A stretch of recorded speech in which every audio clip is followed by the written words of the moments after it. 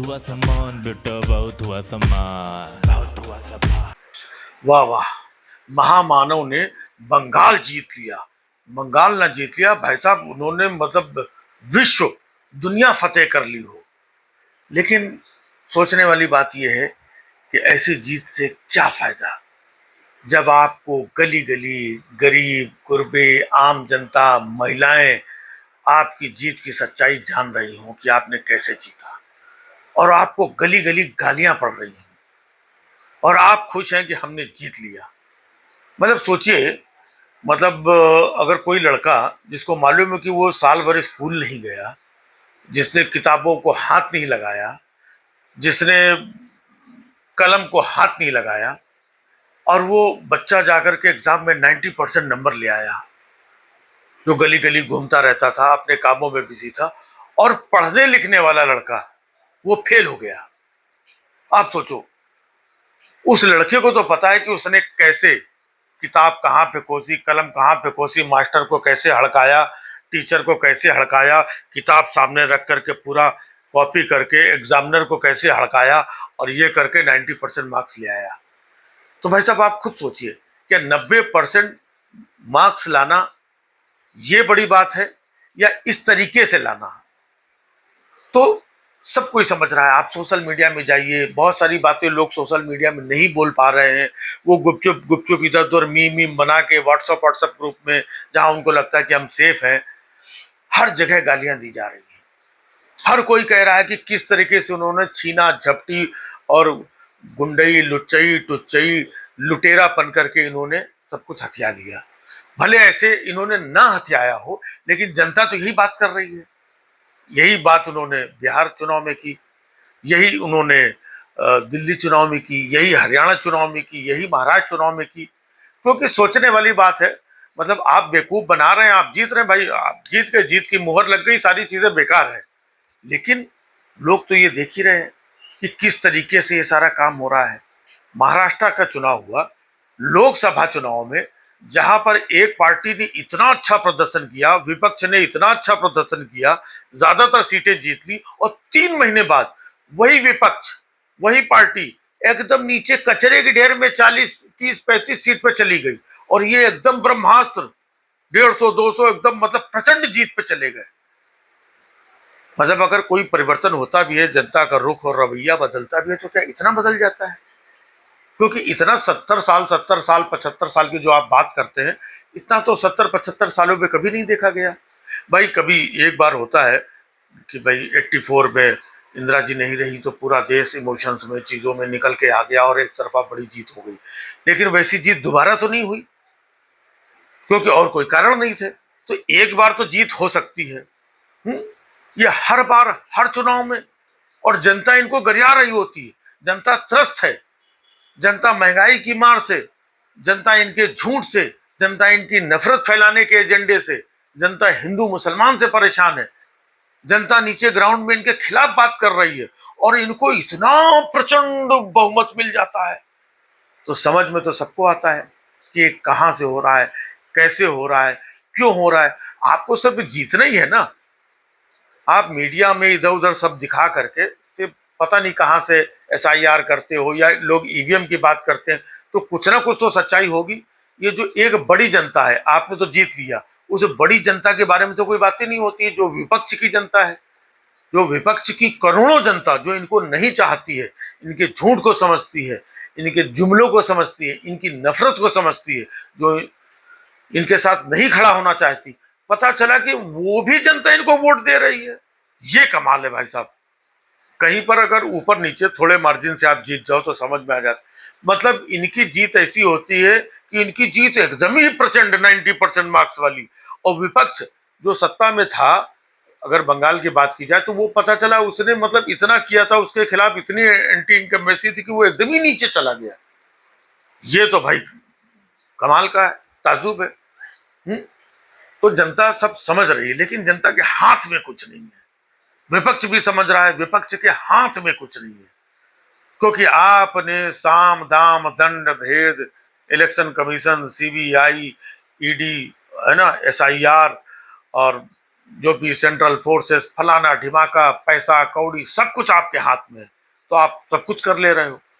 तो आपको पता होगा, आप जब रात में सोते होगे, आपके दिल दिमाग में चीजों में आप अपनी पब्लिक को बेवकूफ बना करके चुनाव जीत रहे हो, लेकिन आप कैसे सोते होगे ये आपको पता है।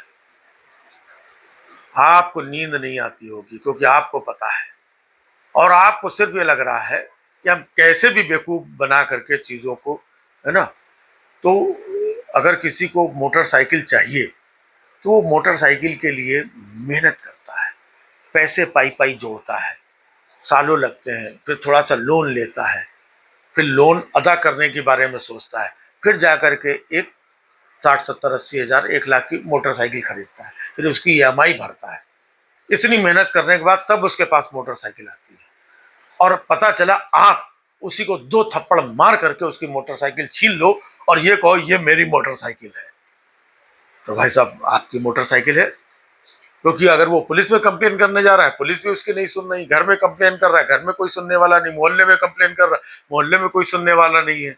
और जो सुनने वाले हैं वो भी ये कहते थे, नहीं भैया देखो इसी की मोटरसाइकिल है, हम तो 8 दिन से देख रहे हैं, यही इसमें चल रहा है, तुमको तो हमने कभी चलते हुए नहीं देखा। ये मीडिया का हाल है।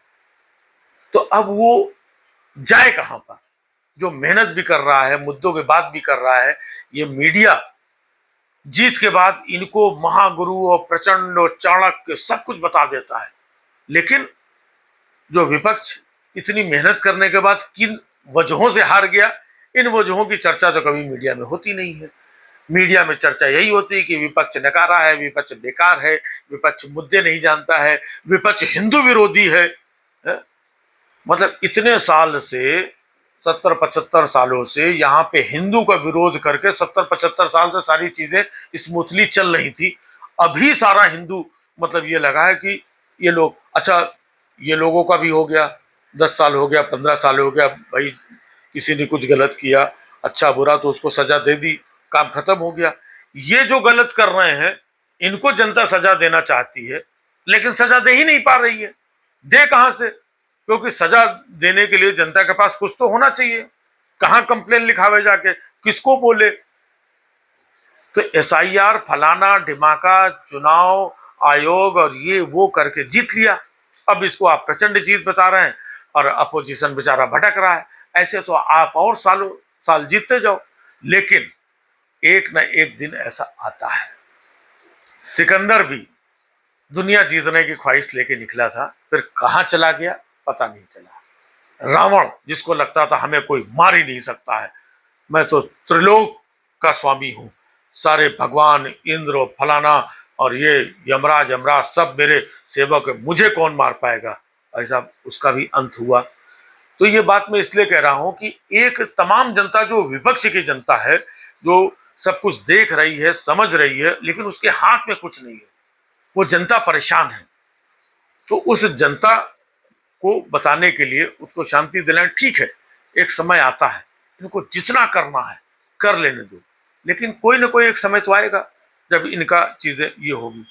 आज बंगाल में जिस तरीके से चुनाव जीतने के बाद में तांडव मचाया जा रहा है, मतलब ऐसा लग रहा है कि जैसे कोई देश आजाद हो गया है। मतलब हिंदुस्तान के बाहर कहीं अंग्रेजों से हमको आजादी मिल गई है।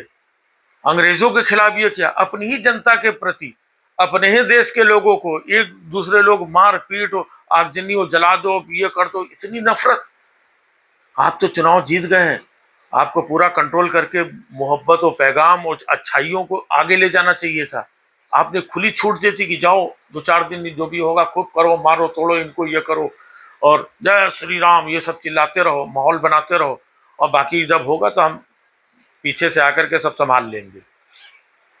तो धर्म का नाम लेकर के, भगवान राम का नाम बदनाम करके, जय श्री राम का नारे लगा करके जो आगजनी और जो चीजें हो रही हैं सब आपको पता है ना। भगवान के नाम को इस तरीके से दुरुपयोग करके और झूठ का, छल का, चीजों का दुरुपयोग करके आपको समय जीत सकते हो, और जीतो 2 4 5 साल, 10 साल, 20 साल, 40 साल, कब तक आप जीतोगे।